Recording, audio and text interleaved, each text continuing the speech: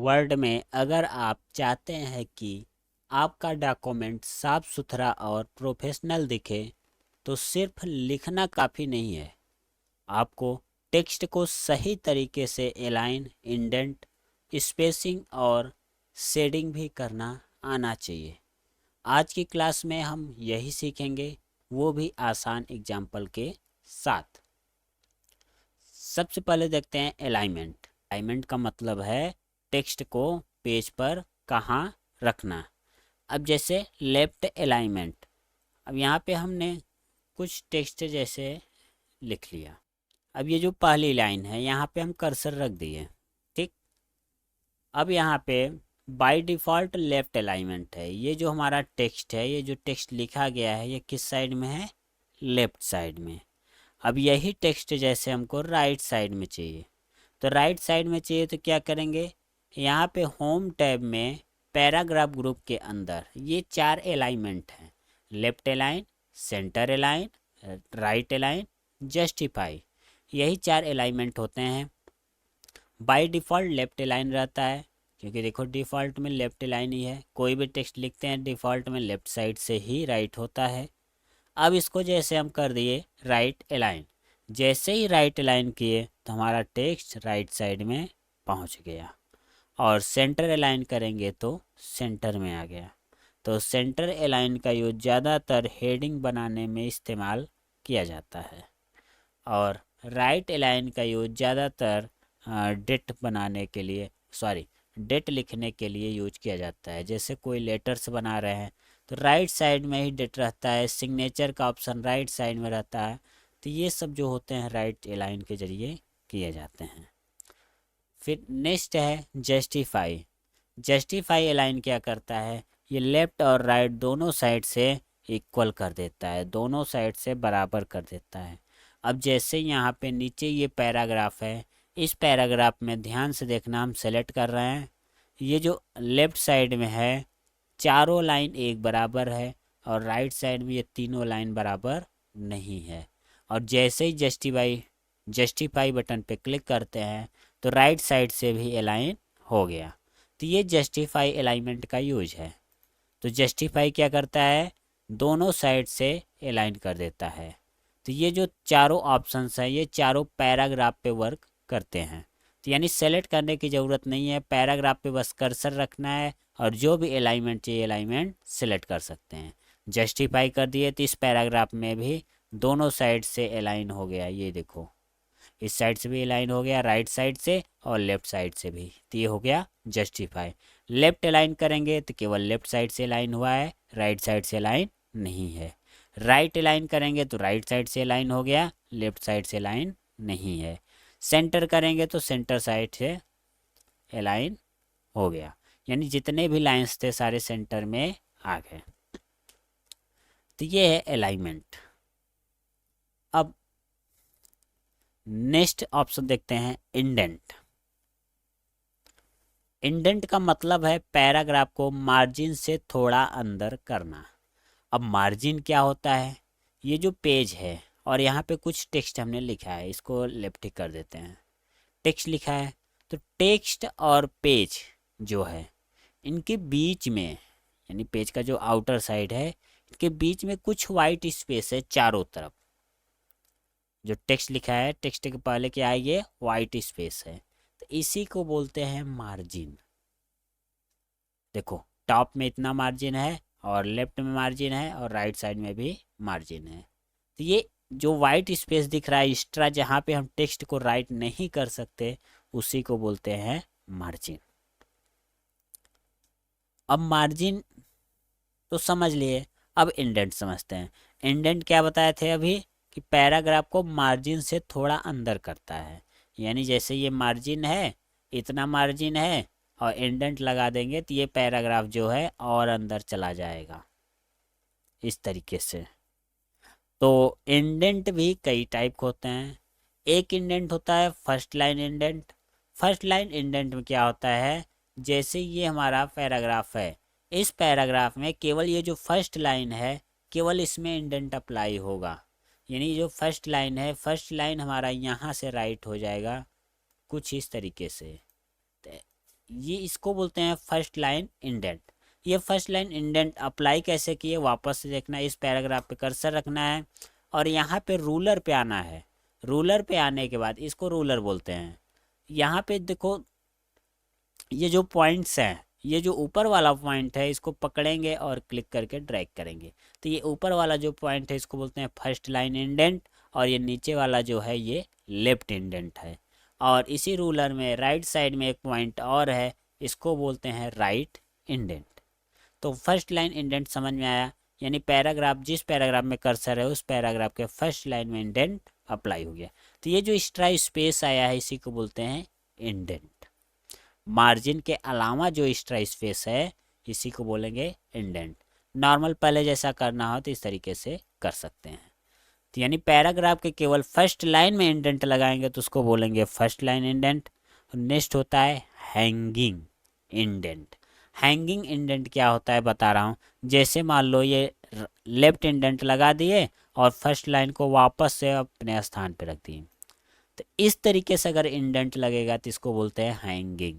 यानी first line अपने स्थान पे ही रहेगा लेकिन बाकी के जो लाइंस हैं उस पैराग्राफ में उस लाइंस में लग जाएगा इंडेंट, तो इसको बोलते हैं हैंगिंग। यानी पहली लाइन बाहर रहेगी बाकी लाइन अंदर जाएगी। अब यहाँ पे ये तो समझ लिए, इसको हम नॉर्मल कर देते हैं पहले जैसा। तो ये फर्स्ट लाइन को हम के साथ कर दिए, ठीक। अब यहाँ पे ऑप्शन है होम टैब के पैराग्राफ ग्रुप में, यहाँ पे दो बटन दिए गए हैं, इंक्रीज इंडेंट और डिक्रीज इंडेंट।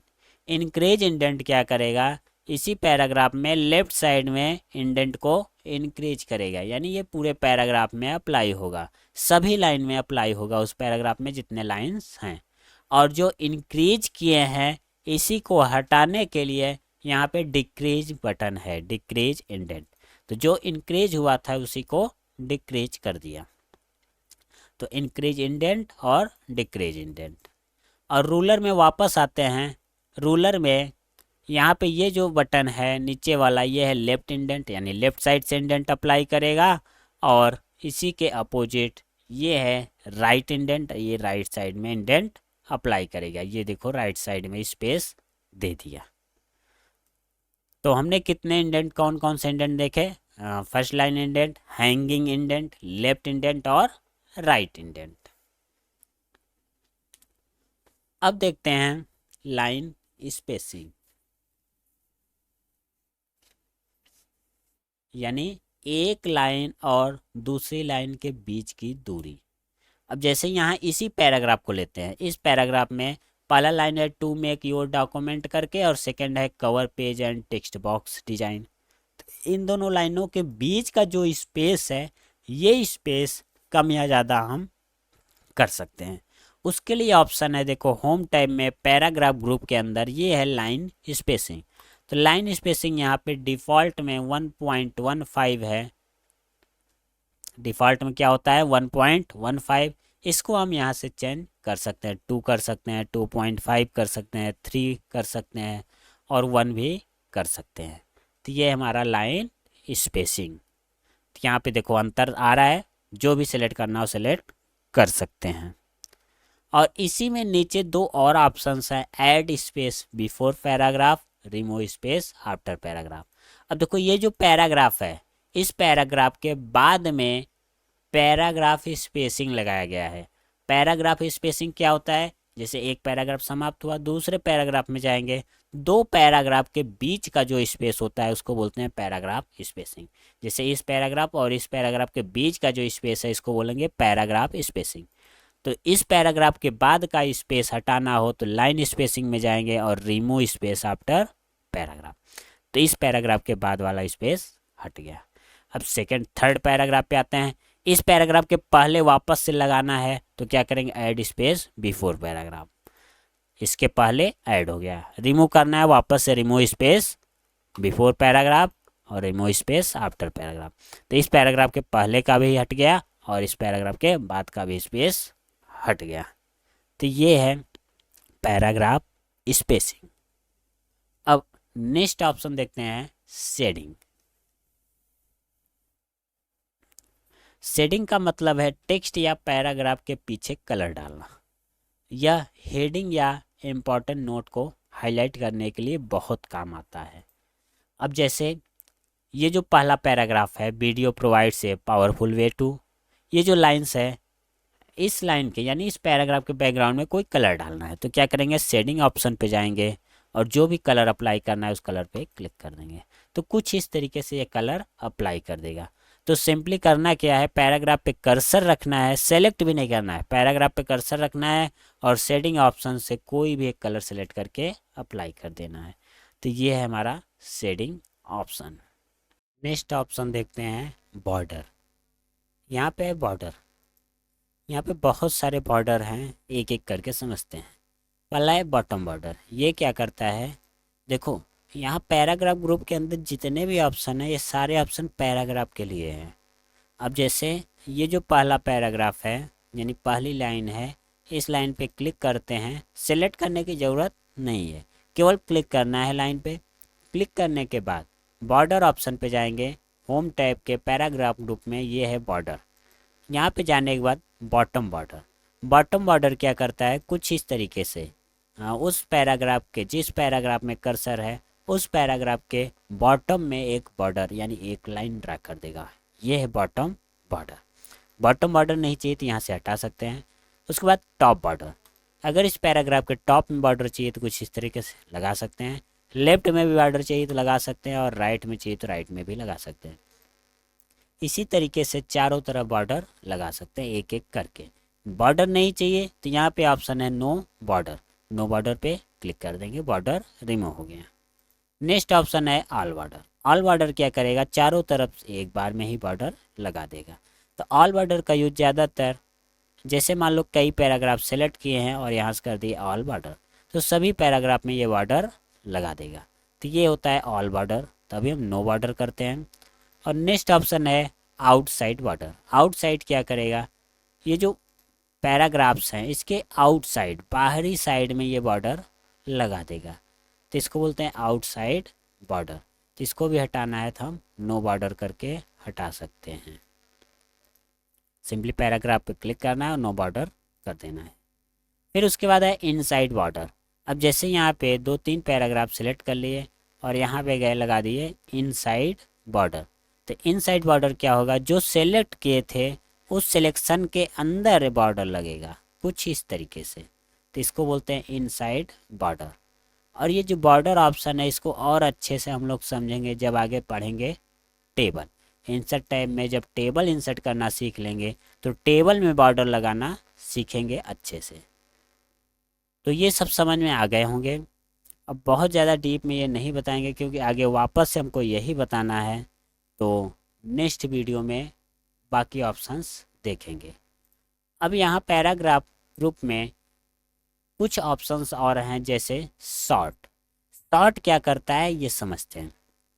देखो असेंडिंग डिसेंडिंग जानते हो, अगर नहीं जानते हो तो हम बता दे रहे हैं। असेंडिंग यानी A to Z और डिसेंडिंग यानी Z to A। जैसे कोई भी डेटा यहाँ पे हम कुछ पर्सन का नेम लिख देते हैं जल्दी से बिना टाइम बेकार किए।